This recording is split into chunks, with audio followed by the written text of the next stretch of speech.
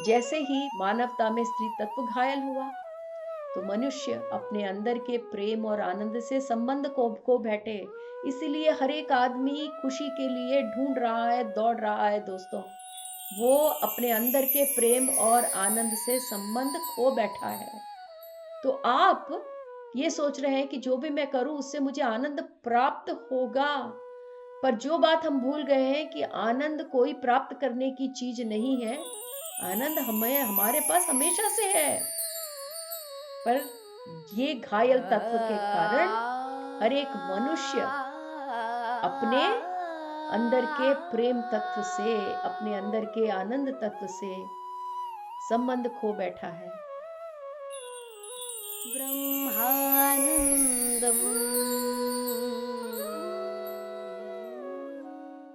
नमस्कार दोस्तों, ब्रह्मानंदम शो में एक बार आपका फिर स्वागत है। आनंद कर्णेश जी द्वारा रचित a thousand seeds of Joy इस किताब से हम आपस में विवेक बांट रहे हैं दोस्तों। अध्याय 8 सीता मैया के बारे में हम माँ के द्वारा ऐसे कई रहस्य जो हम आज के प्रस्तुत रामायण में नहीं जान पाए, माँ के मुख से हम सुन रहे हैं। जैसा कि पिछले एपिसोड में हमने काफ़ी कुछ माँ से जाना था कि किस प्रकार समय के साथ साथ पितृसत्तात्मक समाज में जो लेखक आए, रचयिता आए, उन्होंने समाज के समयानुकूल के हिसाब से रामायण में कई नए अध्याय जोड़े गए, कई छंद बदल दिए गए और कई घटनाएं आगे पीछे करके लिखी गई। जैसा कि हमने माँ के अग्नि प्रवेश के बारे में जाना कि वाल्मीकि रामायण में ऐसा कभी कुछ नहीं लिखा गया था। और पिछले एपिसोड में हमने ये भी जाना कि जैसा कि हम रामायण में जानते हैं कि एक धोबी के संदेह के समाधान में राम जी ने सीता मैया को लक्ष्मण जी से कहा कि उनको छोड़ के जंगल में आया गया। तो ये सब माँ कहती है कि ये सत्य नहीं है, और दोबारा से सही रूप से लिखने के लिए वाल्मीकि जी ने फिर से तुलसीदास जी के रूप में जन्म लिया और फिर से रामचरितमानस लिखा। तो माँ ये भी कहती है कि जब रावण संहार के बाद जब राम और सीता मिले तो वो संपूर्ण रूप से उनका आत्म साक्षात्कार हो चुका था। वो दोनों एनलाइटेंड थे। वापस अयोध्या आने के बाद काफ़ी ज़िंदगी खुशी से भरी हुई थी, बट जब समय आया, जब लव और कुश बाहर आने का समय आ गया था उनके जन्म का, तो माँ ने ये निर्णय लिया कि लव कुश का पालन प्रकृति में होना चाहिए, जिस प्रकार उनका बचपन बीता था जंगलों में। और वो चाहती थी कि लव और कुश धरती मैया से करीब और प्रकृति से करीब बड़े हुए और ऋषि मुनि के संगत में पले बड़े। इसीलिए सीता मैया ने बच्चों को लेकर जंगलों में, आश्रमों में आने का निर्णय लिया था। तो जब माँ हमें ये बात बताती है तो आनंद कर्णेश जी ने ये प्रश्न पूछा कि बच्चों को बड़ा करने के लिए आपने जंगलों को ही क्यों चुना। तो माँ यहाँ कहती है कि एक बार बेटा मैं फिर से बता दूँ कि जब मैं और राम दोबारा रावण संहार के बाद मिले थे तो हम एक आत्म साक्षात्कार की स्थिति में थे, कंप्लीटली एनलाइटेंड थे, और हम चक्रों से जुड़े हुए थे, एकदम चक्रों के द्वारा जुड़े हुए थे, और कुछ भी छुपा नहीं था हम दोनों के बीच में। हम दोनों एक दूसरे के बारे में जानते थे। माँ कहती है कि ये जो जंगल है जिसके बारे में तुम पूछ रहे हो बेटा, ये एक स्वर्ग है। प्रकृति में पलना बढ़ना एक स्वर्ग में पलना बढ़ना जैसा है। तो माँ कहती है कि मैं ही नहीं, राम जी भी ये चाहते थे कि हमारे बच्चे प्रकृति में, जंगलों में बड़े रहे, पले बड़े। पर चूंकि राम जी एक राजा थे तो उनके कंधों पर राज्यभार था, तो भाइयों के साथ वो राज्यभार संभालते थे। तो वो भले ही जंगलों में बच्चों के साथ रहना चाहते थे, पर उनके कर्तव्यों के कारण उन्हें काफ़ी समय अयोध्या में बिताना पड़ता था। इसीलिए माँ कहती है कि मैंने वो उत्तरदायित्व अपने ऊपर लिया कि लव कुश को लेकर मैं जंगलों में आ गई, आश्रमों में आ गई और लव कुश को उन ऋषि मुनियों के साथ ध्यान सिखाते हुए उन्हें बड़ा किया और हमेशा अयोध्या और जंगल के बीच में आना जाना उनका लगा रहता था। तो लव कुश भी अयोध्या जाते थे, फिर जंगलों में आते थे, तो उनका ये प्रकृति के साथ बच्चों का लगाव हमेशा बना रहता था। और प्रकृति के साथ ही नहीं, उन ऋषि मुनियों का जो उनसे जो शिक्षा उन्हें मिली थी वो लव कुश के लिए काफ़ी लाभदायक थी। माँ कहती है कि भले ही भौतिक रूप से राम जी और मैं अलग अलग समय व्यतीत करते थे काफ़ी हद तक, क्योंकि वो राज्यभार संभालने के लिए अयोध्या में काफ़ी समय बिताते थे और मैं बच्चों की परवरिश करने के लिए जंगलों में अधिक समय बिताती थी। तो हमारे भौतिक रूप से अलग रहने के कारण काफ़ी लोगों को ये गलतफहमी हो सकती है कि हम एक पति पत्नी के रूप में शायद साथ मिलकर नहीं रहते थे। माँ यहाँ पे बड़े अच्छी रूप से कहती है कि भौतिक रूप से, इसका मतलब माँ ये कहती है कि भौतिक रूप से भले ही हम अलग हो, पर जिस आध्यात्मिक स्तर में हम पहुँच गए थे वहाँ पर अलग भौतिक रूप से रहने का कोई मतलब ही नहीं रहता, क्योंकि आध्यात्मिक रूप से, मानसिक रूप से हम जुड़े हुए थे। हम हर एक चक्र में जुड़े हुए थे, जैसे कि माँ ने शुरू में बताया कि हम हर चक्र से जुड़े हुए थे, क्योंकि हम दोनों आत्म साक्षात्कार की स्थिति में थे। तब यहाँ आनंद गणेश जी पूछते हैं, तो माँ ये सत्य नहीं है क्या कि जब राम ने आपको राजमहल से बहिष्करण किया तो आपको वाल्मीकि जी की शरण में आना पड़ा? तो ये जो भी कुछ हमने रामायण में जाना, क्या वो सही नहीं है? तो माँ कह रही है कि बेटा, मैंने पहले भी बताया कि ये सब वाल्मीकि जी ने रामायण में नहीं लिखा। जो भी कुछ आप लोग पढ़ रहे हो कि समाज की बातें सुनकर राम जी ने सीता मैया को महलों से जंगलों की तरफ भेज दिया, तो उन्हें जाके वाल्मीकि जी की शरण में आना पड़ा। माँ कहती है कि वाल्मीकि जी के रामायण में ये कुछ भी नहीं था।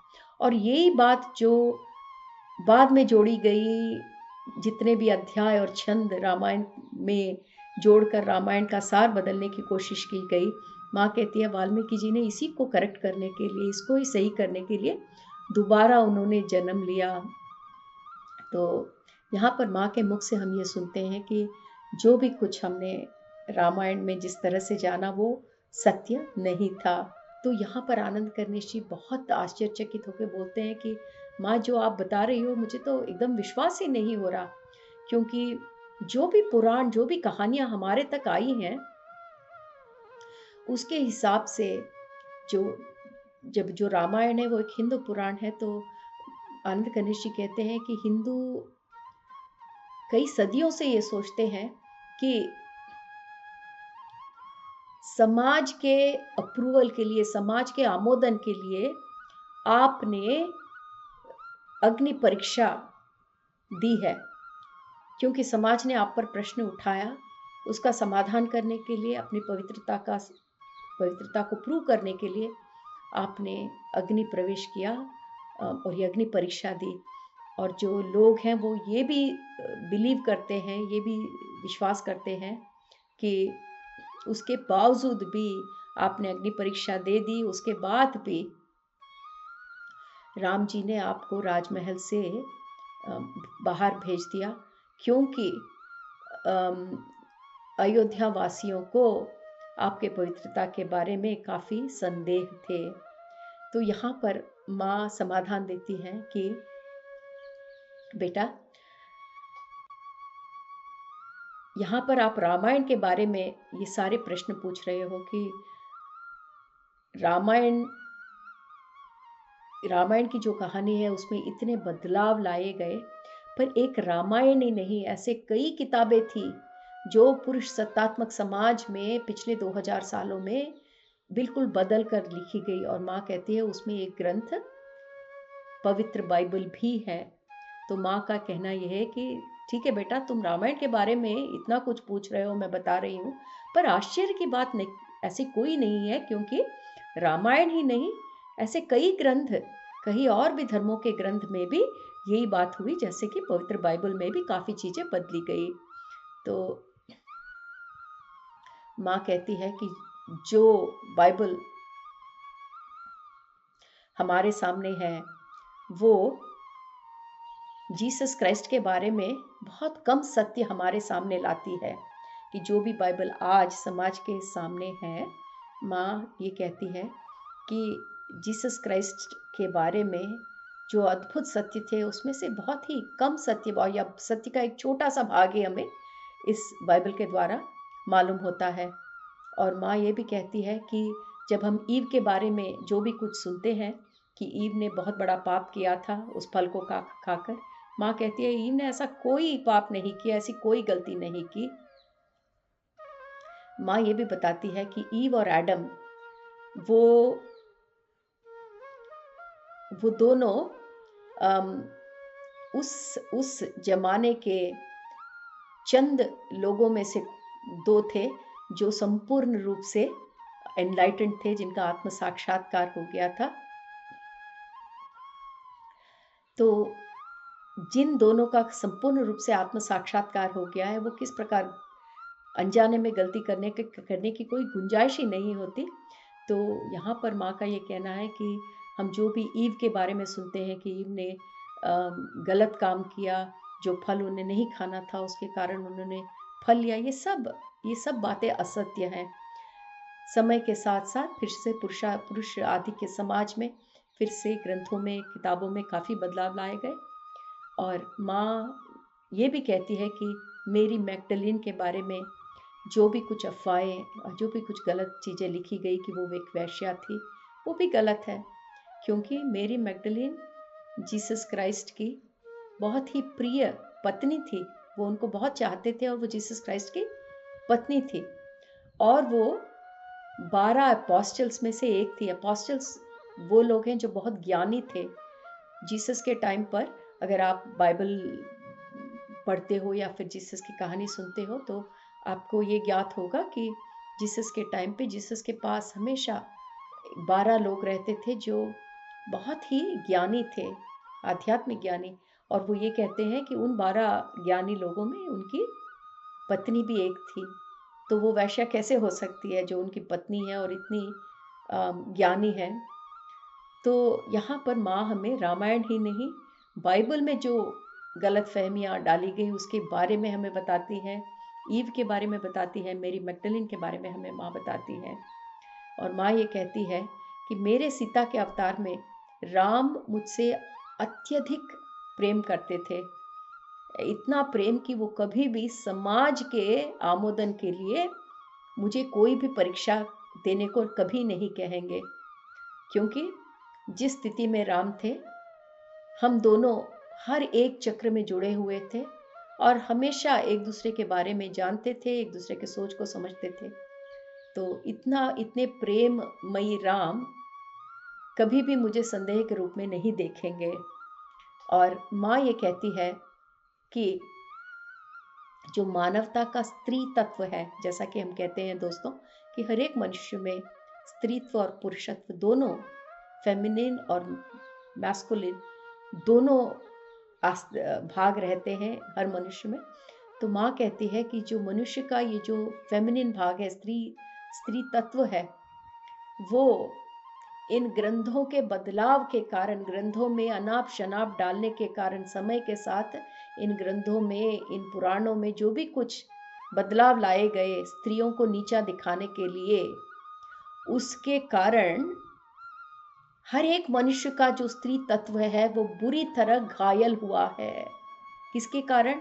ये जो मनगढ़ंत कहानियां इन ग्रंथों में समय के बाद साथ साथ जोड़ी गई, जिसके कारण देवी समान स्त्रियां, सारे विश्व में देवी समान स्त्रियां को नीचा दिखलाया गया।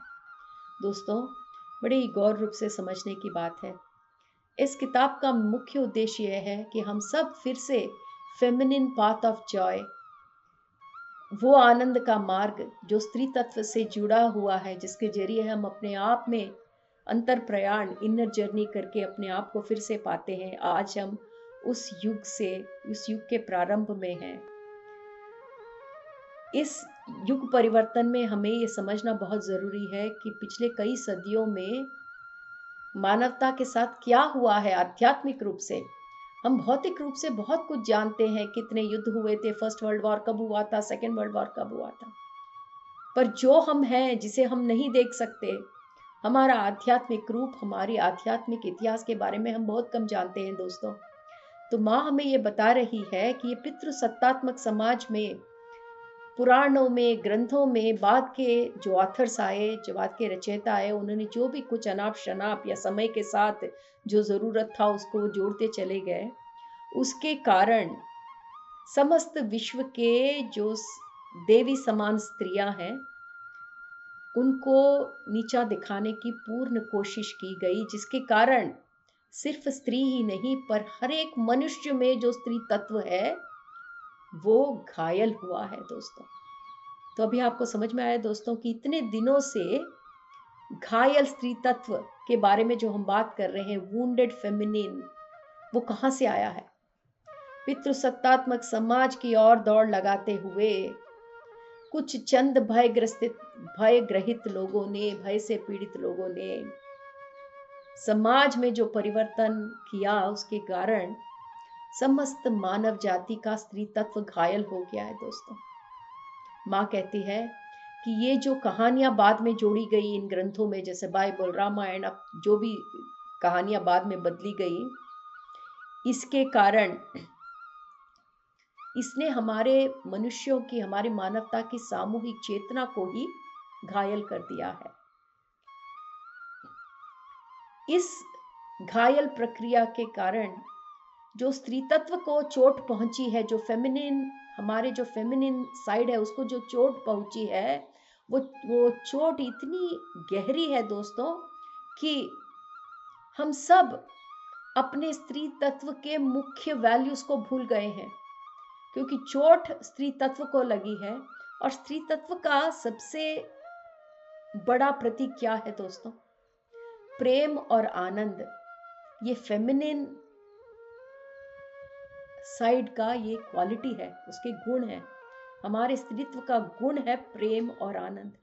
क्योंकि हमारा स्त्री तत्व ही घायल हुआ है, इसके कारण हम अपने प्रेम और आनंद से संबंध खो बैठे हैं। सिर्फ स्त्री ही नहीं दोस्तों, सब लोग, पुरुष स्त्री सब, क्योंकि हर एक में स्त्री तत्व है। और जो भी कुछ इस समाज में हुआ है, इस पुरुषाधिक्य समाज में जितना भी कुछ बदलाव लाया गया, भले वो ग्रंथों के द्वारा हो, पुराणों के द्वारा हो, या फिर समाज के द्वारा हो, उसका एक ही मूल उद्देश्य था कि स्त्री को नीचा दिखाना। जो मातृ नेतृत्व समाज से हटकर पितृसत्तात्मक समाज की ओर मानवता बढ़ रही थी, वो एक ही आधार पर बढ़ सकती थी कि स्त्री को नीचा दिखाना है, तभी पुरुष स्त्री के ऊपर अधिकार चला सकते हैं, तभी समाज में ये बदलाव आ सकता है। तो हर कोशिश की गई दोस्तों स्त्रियों को नीचा दिखाने के लिए, पर मानवता ये भूल गई कि जो काम वो कर रही थी वो अपने घुटनों पर कुल्हाड़ी मार रहे थे। तो जो स्त्री तत्व घायल हुई है वो हर एक मनुष्य में स्थित स्त्री तत्व है जो घायल हुई है दोस्तों। और उस घायलता के साथ साथ जो हम खोए हैं वो है अपने आनंद और प्रेम से संबंध। और जिस समाज में प्रेम और आनंद नहीं रहता, वहां पर सिर्फ स्त्री तत्व ही नहीं, वहां का पुरुषत्व भी घायल हो जाता है।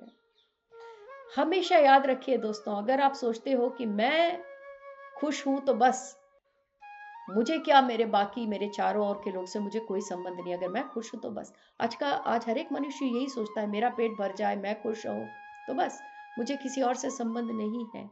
पर समाज ऐसा नहीं चलता दोस्तों। हर एक की खुशी, भले आप सहमत हो या नहीं हो, सबकी खुशियां जुड़ी हुई हैं, सबके दुख एक दूसरे को प्रभावित करते हैं। तो अगर हम इसी फॉर्मूला से आगे बढ़े, तो जब मनुष्य में स्त्री तत्व घायल होता है तो उसका प्रभाव उसके पुरुषत्व पर भी पड़ता है, क्योंकि पलड़े हैं ये दोस्तों, एक पलड़ा नीचे जाएगा तो दूसरा पलड़ा ऊपर जाएगा, संतुलन में तो दोनों ही नहीं रहेंगे। तो इसी प्रकार जैसे ही मानवता में स्त्री तत्व घायल हुआ, तो मनुष्य अपने अंदर के प्रेम और आनंद से संबंध को खो बैठे। इसलिए हर एक आदमी खुशी के लिए ढूंढ रहा है, दौड़ रहा है दोस्तों। कोई नहीं जानता कि आनंद को कहाँ प्राप्त करे, प्रेम को कहाँ प्राप्त करे। हर एक मनुष्य प्रेम के लिए तड़प रहा है, क्योंकि वो सोचता है कि प्रेम उसे कहीं से मिलेगा, कोई दूसरा देगा। वो अपने अंदर के प्रेम और आनंद से संबंध खो बैठा है। हर एक मनुष्य, जो भी कुछ हम कर रहे हैं दोस्तों, उसका एक ही समाधान है। आप जो भी कर रहे हो, अगर आप पूछो कि क्यों कर रहे हो, ये प्रश्न अगर पूछते जाओगे तो आपको एक ही जगह पर ये प्रश्न रुकेगा, वो ये है कि आनंद के लिए। आनंद दोस्तों, अगर आप भूखे हो रहोगे तो आपको आनंद नहीं हो मिलेगा। अगर आप प्यासे हो तो आनंद नहीं रहेगा। अगर आपको नींद नहीं है तो आनंद नहीं है। तो आप जो भी पैसा कमाते हैं या फिर एक परिवार है आपका, बच्चों को जन्म देते हैं, इसका सबका एक ही कारण है, वो है आप आनंद। तो आप ये सोच रहे हैं कि जो भी मैं करूं उससे मुझे आनंद प्राप्त होगा, पर जो बात हम भूल गए हैं कि आनंद कोई प्राप्त करने की चीज नहीं है। आनंद हमें हमारे पास हमेशा से है, पर ये घायल तत्व के कारण हर एक मनुष्य अपने अंदर के प्रेम तत्व से, अपने अंदर के आनंद तत्व से संबंध खो बैठा है। और जिस समाज में स्त्रीत्व तत्व घायल हो जाता है और जहां लोग प्रेम और आनंद से संबंध खो बैठते हैं, वहां पर उस समाज में हर एक मनुष्य का पुरुषत्व भी घायल हो जाता है दोस्तों। तो माँ यहाँ कहती है कि जो भी कुछ इस पुरुषाधिक्य समाज में, जो भी कुछ नुकसान समाज का हुआ है, एक बात जाहिर है कि जो स्त्री तत्व और पुरुषत्व घायल हुआ है उसको हील करना बहुत जरूरी है। और उसको हील करने के लिए काफी आध्यात्मिक मार्ग सामने आए हैं, कई नई बातें सामने आई हैं। पूरे विश्व में विश्व को प्रेरित करने के लिए कई आध्यात्मिक तरीके सामने लाए गए हैं, ताकि मानवता को ये ज्ञात होए कि जो घायल तत्व उनके अंदर है उसे वो हील किया जा सकता है। उसके कई मार्ग हैं। माँ बताती है कि ऐसे कई जगह हैं, जैसे तिब्बत, ऐसे कई जगह पर माँ सरस्वती और भी कई देवी शक्तियों ने काफी कुछ ग्रंथ छुपा कर रखे हुए हैं। क्यों छुपा के रखे हैं? ताकि सही समय पर उन ग्रंथों को बाहर लाकर बाहर लोगों के सामने प्रस्तुत किया जा सके। ये बात बहुत ही आश्चर्यचकित वाली बात है। माँ यहाँ कहती है कि ऐसे कई पुराण, कई ग्रंथ छुपा कर रख दिए गए हैं। सही समय के लिए इंतजार किया जा रहा है। सही समय के आते ही इन ग्रंथों को बाहर लाया जाएगा, ताकि जो भी कुछ आध्यात्मिक विवेक है, जो स्त्री तत्व को बढ़ाता है। स्त्री तत्व का मतलब क्या है दोस्तों? हमारे अंदर की चेतना को बढ़ाता है। वो पुरुषाधिक्य समाज के कलुषित मन से प्रभावित न हो, इसलिए इन ग्रंथों को छुपा कर रख दिया गया है। क्योंकि ये पुरुषाधिक्य समाज में ऐसे ग्रंथों का, ऐसे विवेक का कोई काम नहीं, क्योंकि बाहर भी आ गया तो उसको कोई नहीं समझ पाएगा। क्या करेंगे लोग? जब वो नहीं समझ पाएंगे, उसको बदलने की कोशिश करेंगे। इसीलिए स्त्री तत्व की भलाई के लिए जितने भी आध्यात्मिक ज्ञान है, ऐसे पुराणों को माँ सरस्वती और कई देवी शक्तियों ने तिब्बत जैसे कई जगह में छुपा कर रखा हुआ है। तो दोस्तों, ऐसी कितनी बात हमें माँ के द्वारा नई नई बातें जानने का अवसर मिल रहा है। और माँ ये भी कहती है कि कुछ सदियों के पहले, तुलसीदास अवतार लेने के पहले, वाल्मीकि जी की जो आत्मा थी, उन्होंने एक और अद्भुत किताब को प्रेरणा दी, और जिसके कारण जो भी संदेश थे, जैसे रामायण के द्वारा या जो भी है वो संदेश, उसको भली भांति अच्छे से रखने के लिए वो प्रेरणा थी। इसका मतलब ये है कि तुलसीदास के जन्म के पहले जो आत्मा थी वाल्मीकि जी की, वो इतनी प्रेरित थी कि उन्हें दोबारा आना है और एक रामायण को फिर से भली भांति लिखना है, ताकि वो वाल्मीकि के रामायण के करीब रह सके। क्योंकि वाल्मीकि की आत्मा भी ये जानती थी कि समय के साथ साथ उनके रामायण को कई तरह से बदल दिया गया है। तो दोस्तों, आज का एपिसोड हम यहाँ समाप्त करते हैं। कितनी अच्छी बातें हमने आज सीखी हैं। माँ का हम बहुत शुक्रगुजार हैं कि इस समय में हमें कितनी अच्छी अच्छी बातें माँ हमें बता रही है, जिसका हमें ज्ञात नहीं है। दोस्तों, अगले एपिसोड में हम फिर से मिलेंगे। धन्यवाद।